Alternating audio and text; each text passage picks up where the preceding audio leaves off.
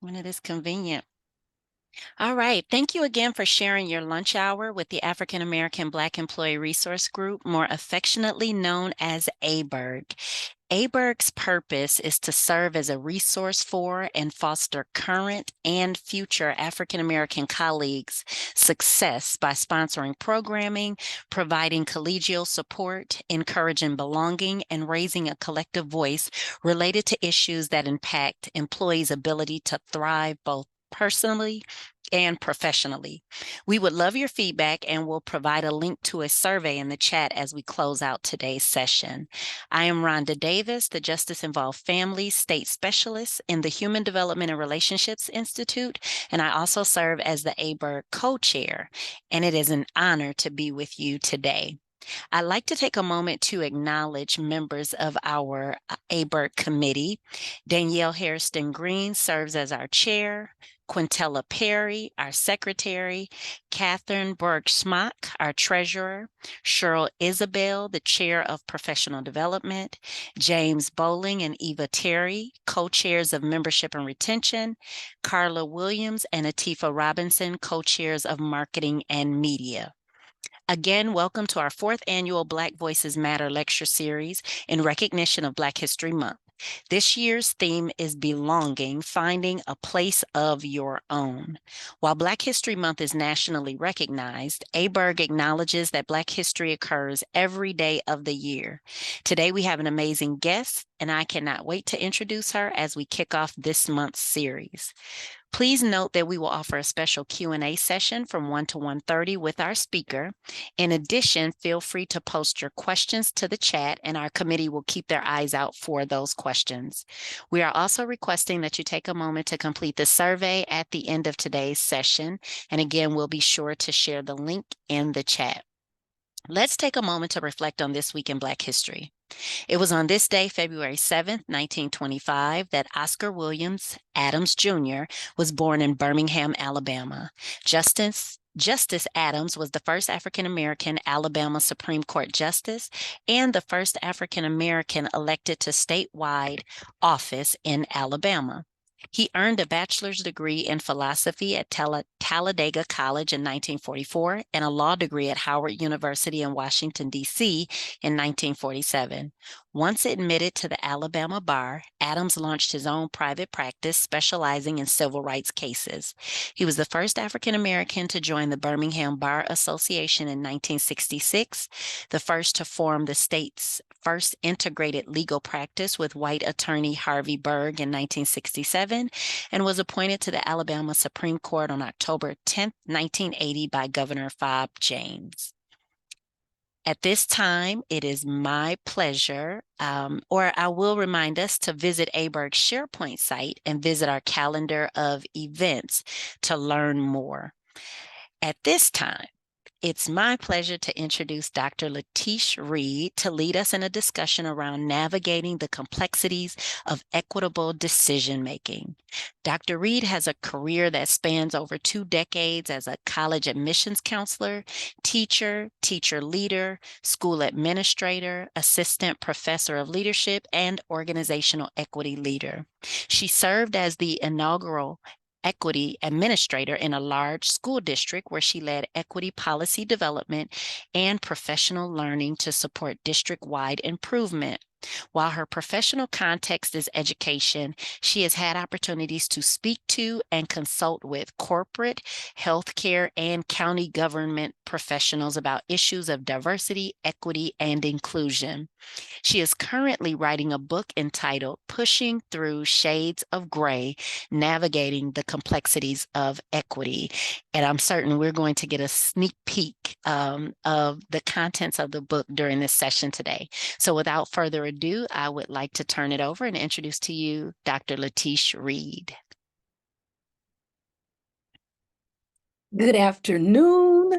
Thank you so much, Rhonda. I'd like to thank AABERG and all of your colleagues for inviting me to be your first speaker this month. And I want to thank everyone for logging on. It is your lunch break, so I really appreciate that.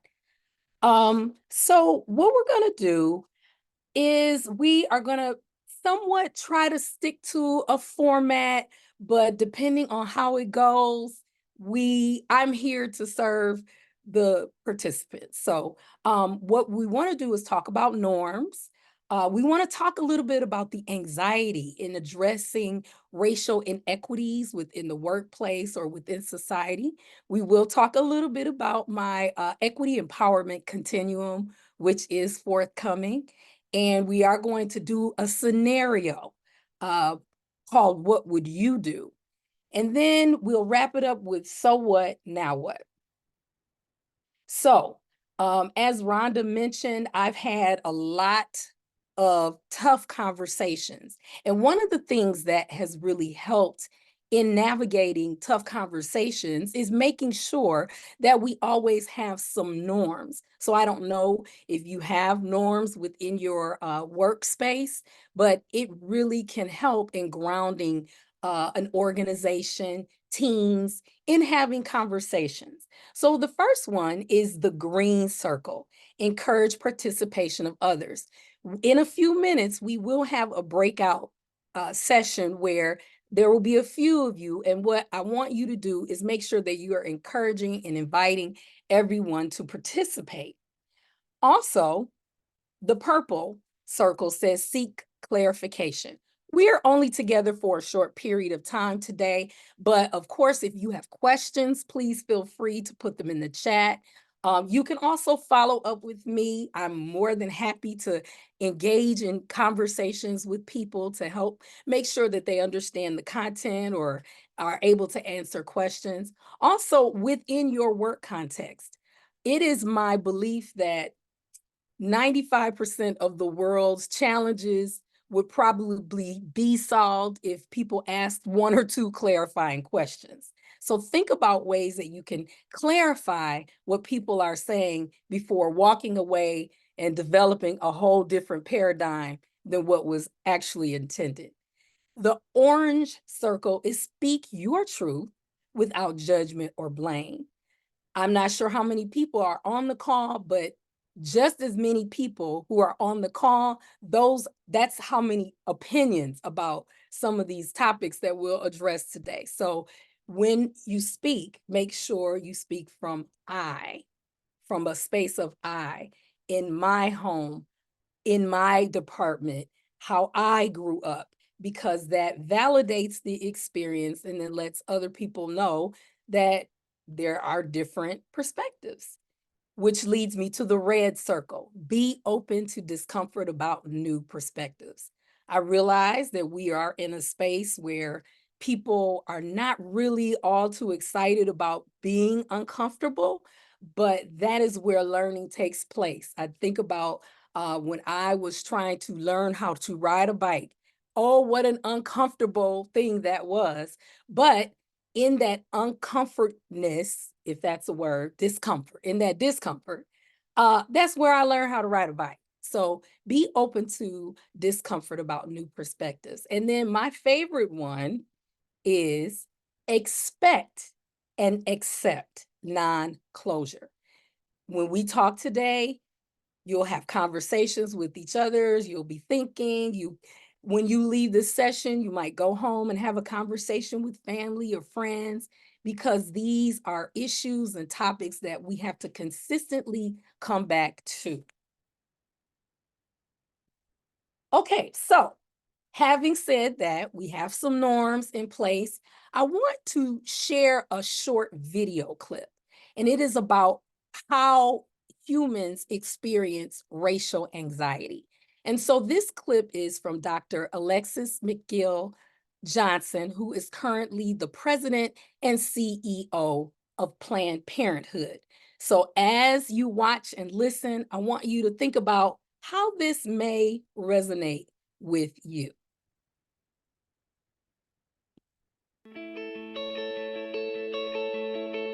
Implicit bias is the embedding of negative stereotypes and associations in our brains around groups.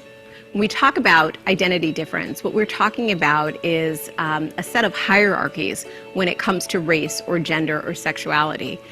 We take in so many culture cues over over our lifespan that help us create these hierarchies of human value. What implicit bias is the embedding of those stereotypes in relationship to a hierarchy that operate in very quick automatic periods in our brain. Racial anxiety is the feeling that we have in the middle of an interracial interaction when race drops into the conversation. So if you were white and all of a sudden the conversation turns towards race, you may worry that whatever you say next will make you be perceived as a racist. If you are of color and race drops in the conversation, you are worried that whatever comes next may invalidate your life experience and that you won't be seen fairly or truthfully. When that happens, your executive brains, both executive brains, are literally shutting down. They're going into fight or flight mode, and you cannot have a meaningful conversation or interaction when both brains are butting up against each other. So our answer to that typically is avoidance, right? We run away from the conversation. The other alternative is to build up the intensity of that fight situation and go at it. We believe that understanding what underlies racial anxiety, understanding that race is not just a social construct, but also a physiological and an emotional construct, is something that is critical to helping us move forward and having more meaningful conversations around race.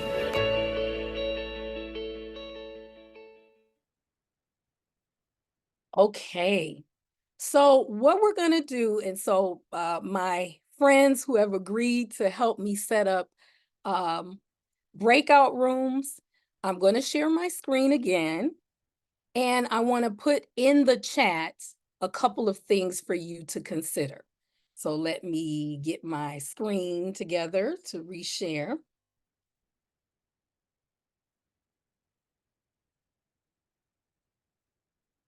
Let's see.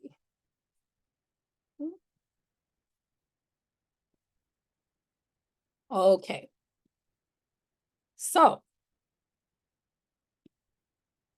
what I want you to do, based on the video you just watched, I want you to consider these particular questions.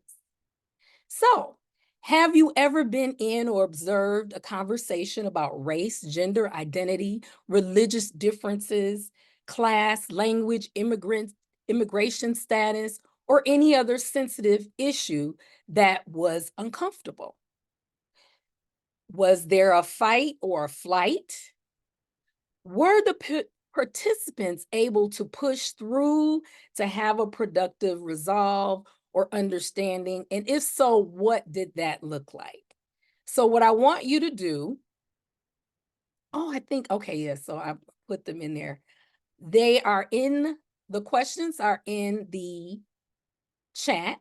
I want you to think about that. So before we go into the room, you might have a couple of notes. And then when we are ready, we're going to break out, and I think about 7 minutes should do it so that about 3 people can share.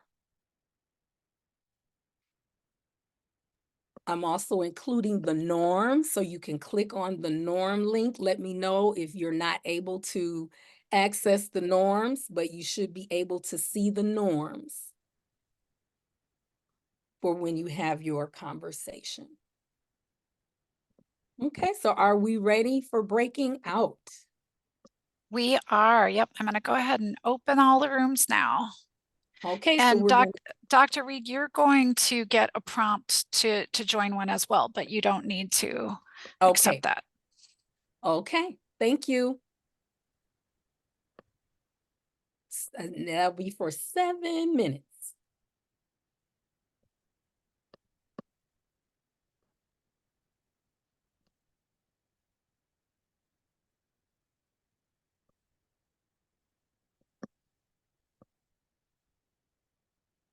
All right.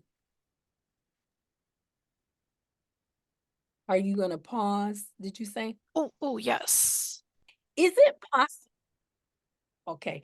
Is it possible that we might have a couple people share a little bit of what they talked about in their rooms, and anything that you share, it should be, again, from the I perspective, so you can't share anyone else's story. But is there maybe one or two people that would like to share? I see Rodney's hand. Good afternoon, Rodney Saunders Jr., he, him, his. I am in our breakout room. I shared my experience in how I move through the world as a Black man. And I think with relation to this question of fight or flight, um, there's not a day that I move through the world not thinking about my Black identity and how that affects how I move. But it's easy for me to forget that man privilege. And the conversation that came to mind for me was in one of our employee support groups, which is designed for women. There was a man in the group who heard a woman talking about her experiences of being harassed, discriminated against, this and that. And he kept speaking over her and saying, well, that's not my experience. I've never done this to anybody, and this and that. And I realized that those with the privilege may be more inclined to fight or get defensive, protect their identity, and so on and so forth. Whereas those with the lack thereof may withdraw or go into flight mode. That was my personal observation, and just from this one example. Um, and the resolve was to honestly, we updated the ground rules for the group, saying, hey, allow others to share their experiences without trying to fix it or explain it for them. You can't uh, you can't uh, invalidate someone else's story. Like, it's authentic to them. It happened. And so that was just my very quick takeaway from it.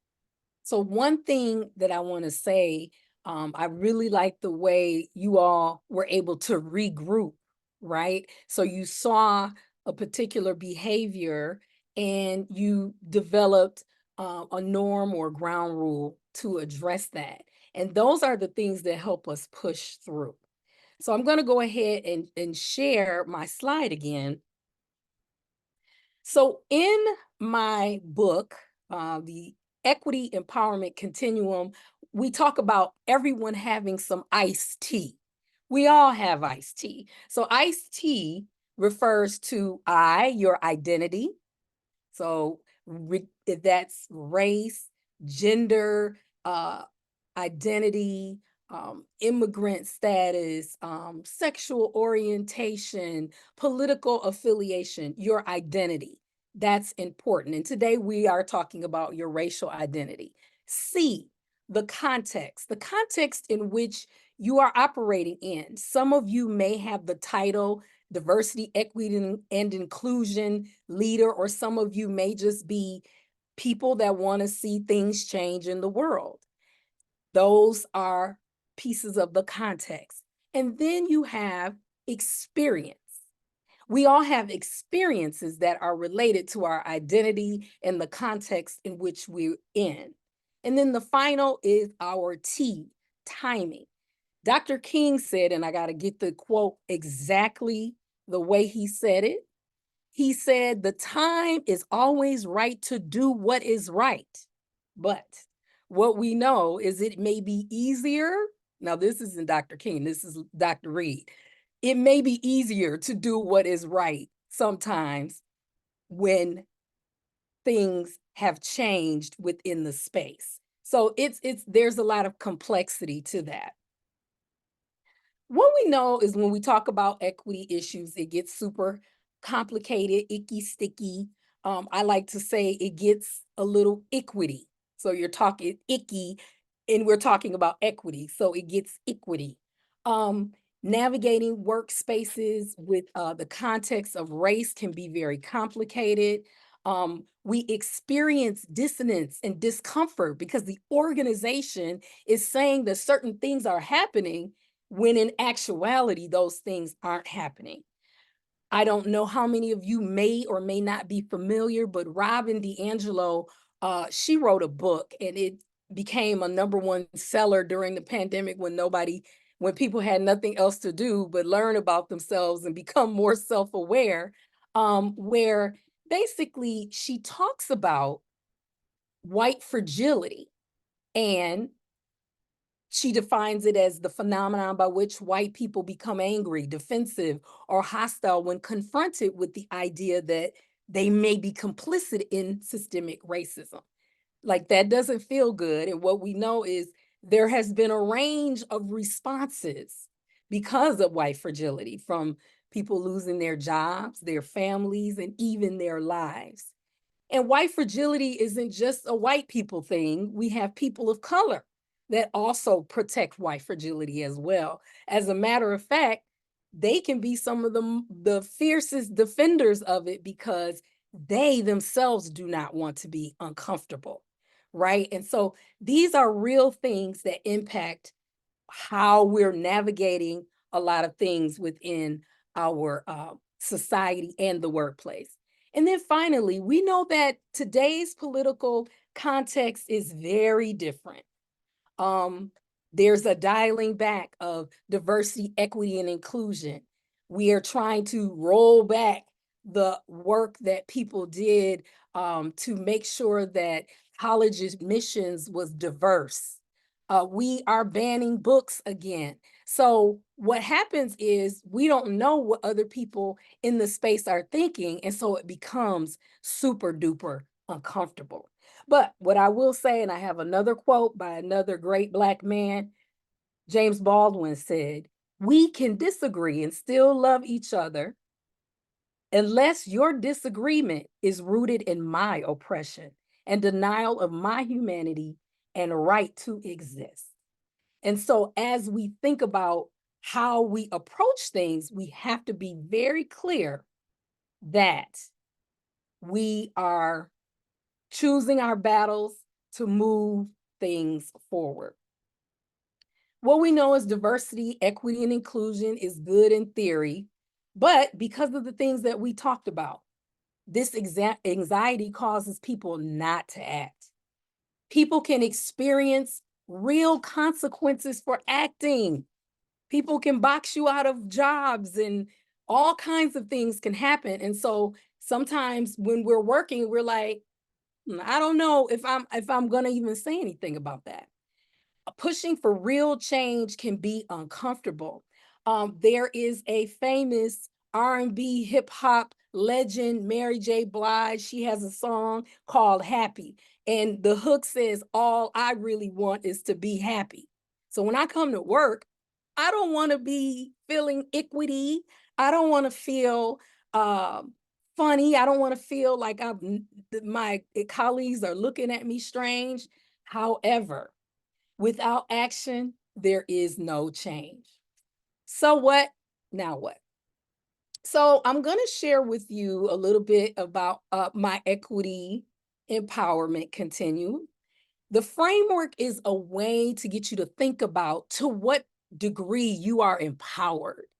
Um, the framework is subjective, as you will see. We're going to have some different ideas about what people might be willing to do. And you might be thinking about your iced tea, your identity, your context, your experiences, and the timing on how you might respond to some of these items. And again, it just basically will vary person to person. So just real briefly, I'll go through this and then we're going to get into a what would you do scenario. So in the first quadrant, you have white. White is not the race. White is like blank. If I give you a white piece of paper, there's nothing on it. So that means you're not doing anything, or you may do some things that actually deepen the inequities. Then you have light gray. You're doing performative things, right? So you actually do have a diversity committee, but there are no resources attached to it. Or you might have some statements about being an equitable organization, but the reality is it's very different.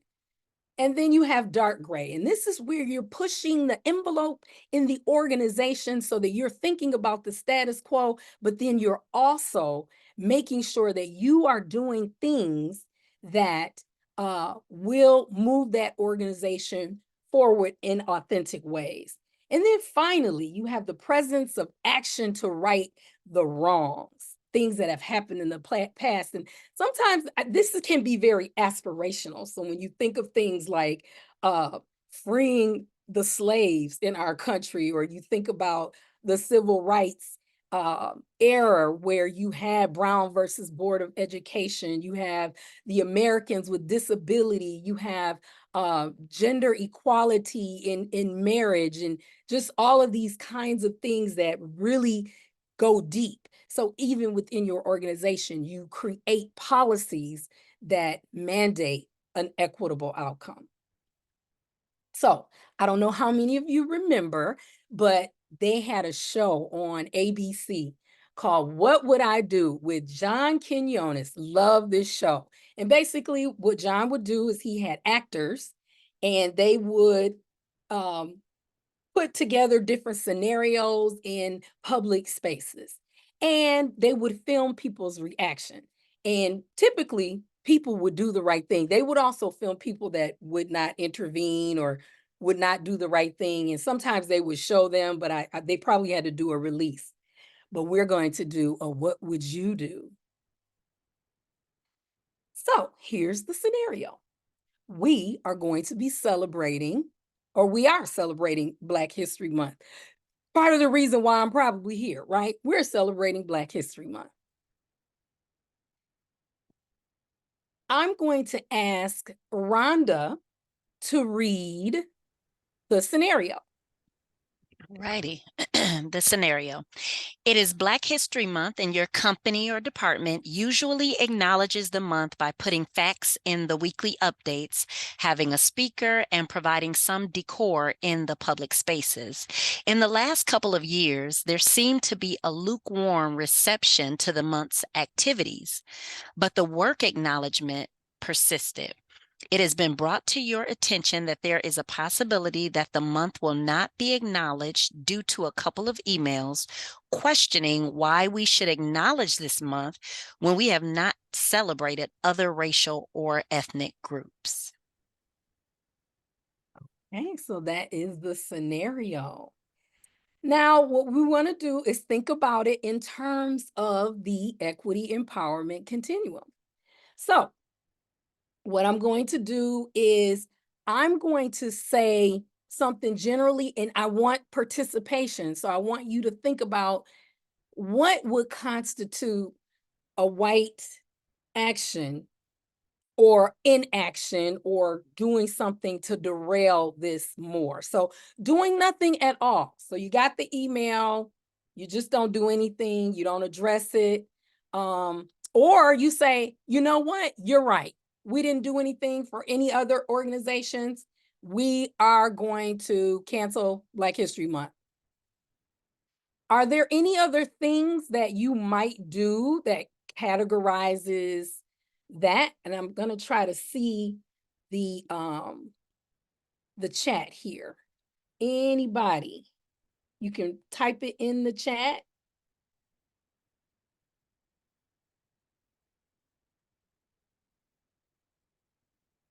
Okay, so are there any, or do you want to come off mute maybe for the sake of time? Okay, so that would be, we don't do anything. We may even eliminate the month. Okay, light gray might be, do social media posts about how important Black History Month is, hoping that your colleagues will see the post. Anything else that might be considered performative, not really taking a particular stand?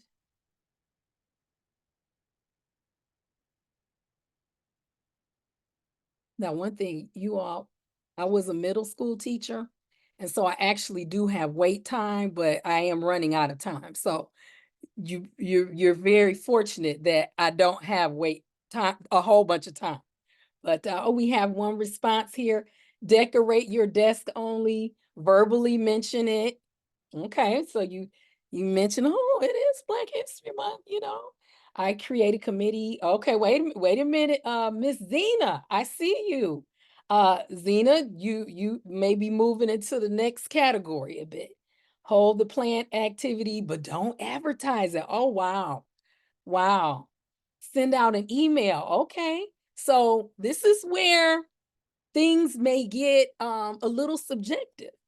Hang a poster with the facts about Martin Luther King in a hallway where few people walk. Continue business as usual and not celebrate all racial, ethnic groups. I probably would put that in the first category, but awesome. Okay, let's move on. Dark gray. Compose an email to make sure that the month is acknowledged. Explain the importance of celebrating in the workspace. Make specific some of this is cut off. Putting together a committee of folks who may plan the acknowledgement of other diverse celebrations. Okay. Okay, so Christina says amp up the activities and start adding the other months. Right. Thank the inquirers for pointing out the need to do more. Ha! So we've used this as a catapult to making sure that there's a lot more diversity in the space. Awesome. Don't deduct, add to the richness. Awesome. And then finally, Black actions could be pursuing a policy or operating procedure that mandates celebration of Black history with a full budget. So we're not scraping to bring in speakers or have different experiences. This is a part of our operating procedures.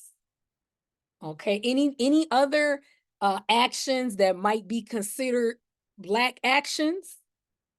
Ensure that Black History Month is celebrated all year long, not just during Black History Month. Right. Right. So as you can see, there were some nuances in how people were thinking. And again, it may be based on their personal iced tea or, you know, what they believe in. So what I want to do is we are going to do a poll. I can't remember who said they would launch the poll, but we're going to launch the poll, and the question is, what do you think would happen in your workspace? And it's anonymous, so if everybody's from the same department, we don't know, right? But so what type of action there? So we have the poll launched. What type of action would be taken at your job? Do you think it would be white actions, light gray, dark gray, or Black? What would happen? So let's give us some time to think about that, and then we will display the results.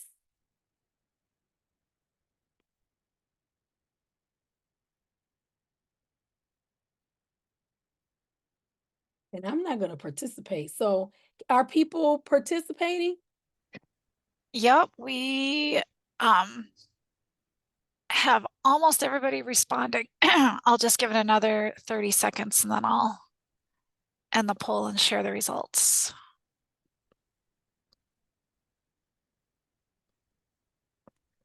Okay. Okay. Oh, wow. Look at that. So we have, that's a pretty interesting spread. 8% said white actions, meaning they wouldn't do much, or they may do some things, you know, even contrary. Light gray was about 27, so performative. But this team, whoo, dark gray, they're going to really dig in a little bit. And then we have folks that are going to get a whole policy in place and do a bunch of other stuff. Awesome. Thank you for participating. So what? Now what? What I want to say is that no matter what we believe should happen, we need to make sure that we're operating within our sphere of influence and control first. You know, they say all the time, how do you eat an elephant? One bite at a time. And again, there are different ways to respond to different circumstances. And so I always want people to think, what is your sphere of influence?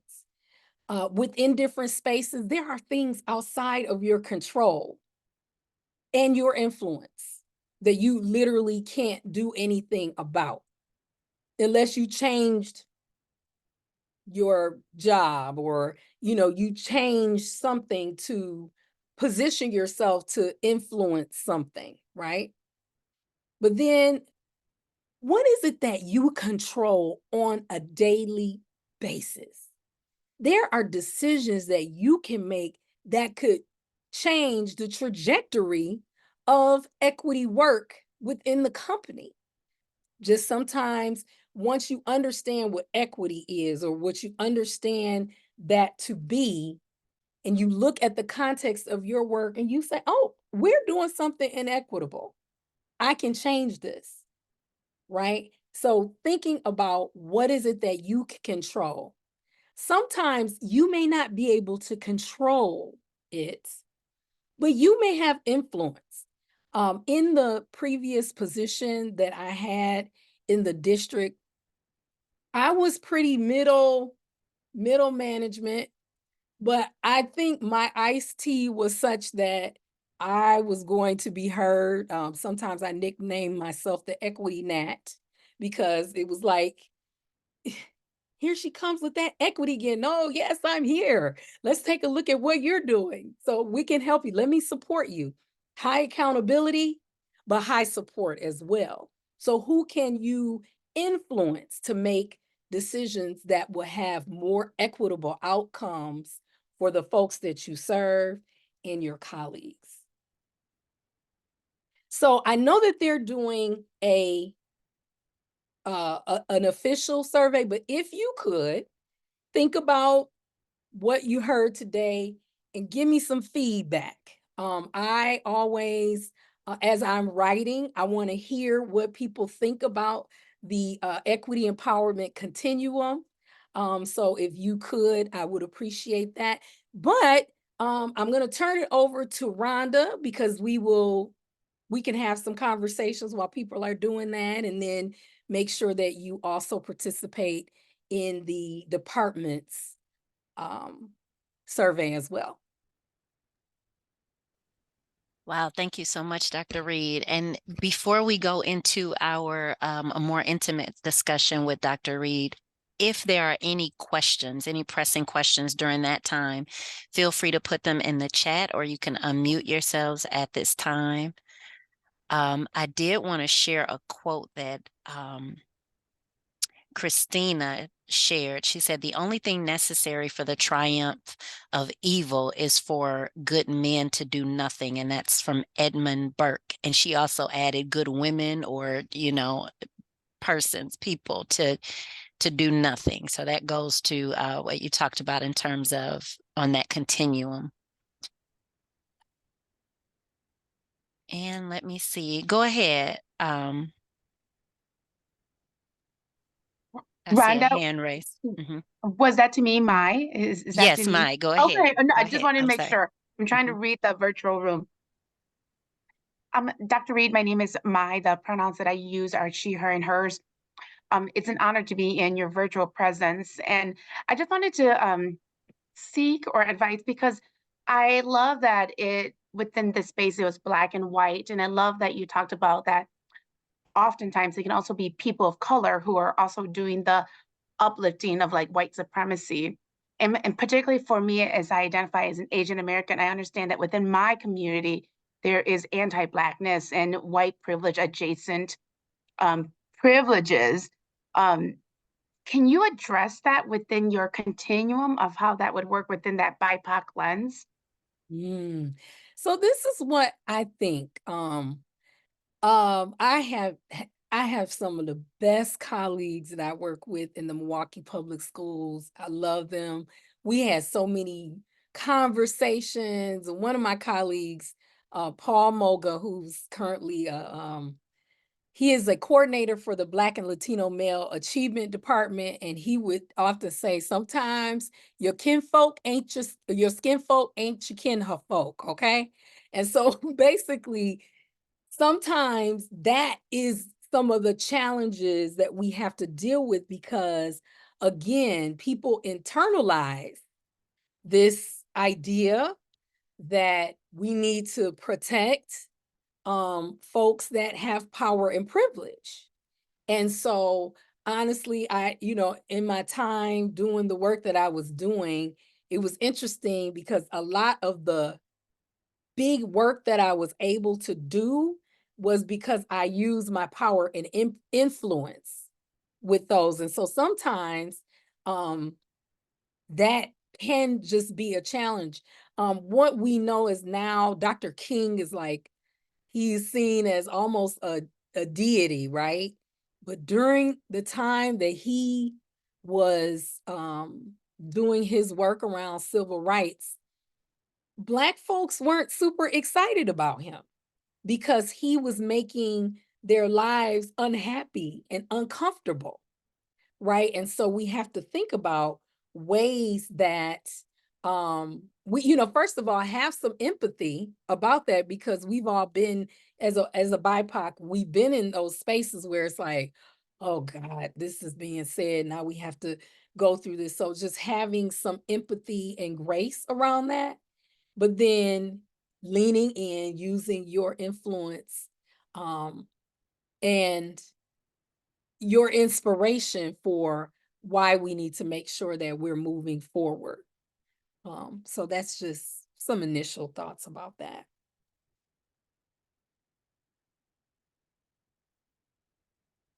Thank you. I appreciate that question. Do you think, was that helpful?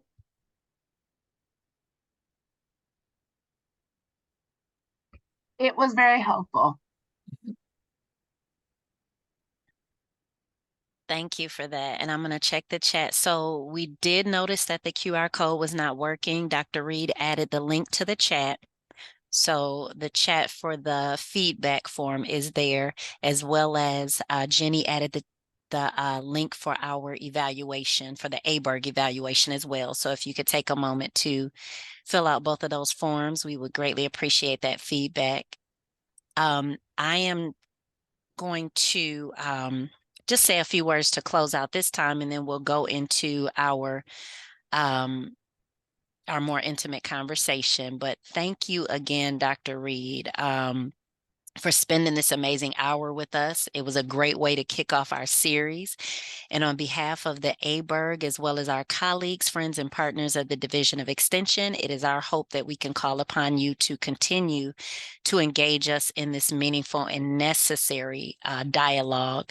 A couple pearls that I'll take with me is the idea of choosing battles that create forward movement. So not being afraid. And now I'm going to remind myself that inaction it's just not healthy for the individuals that we serve, and that relationships are key to the advancement of this work, whether within a team or organization setting, or even within our personal lives, and then operating within our sphere of influence first, in terms of what or whom we can influence. This is empowering. And as I thought about that, I thought, a lot of times I think we grow frustrated because we are in spaces that we might not necessarily have influence, or it's not low-hanging fruit for us. So just that reminder was great to consider. So as a reminder, Dr. Reed's full bio and a recording of today's session can be found only on our SharePoint site. We hope that you have enjoyed yourself and will return for our Black Voices Matter series, which will continue next Wednesday, February 14th, as we welcome Madison Police Chief Dr. Sean Barnes. Thank you to everyone who joined this live discussion today and those who will be watching the recording as well. We appreciate you for taking the time to engage in or watch this phenomenal discussion. For those of you who will stay logged on to have a more intimate Q&A with Dr. Reed, please hold tight. Otherwise, have a wonderful afternoon, and we will see you soon. Thank you.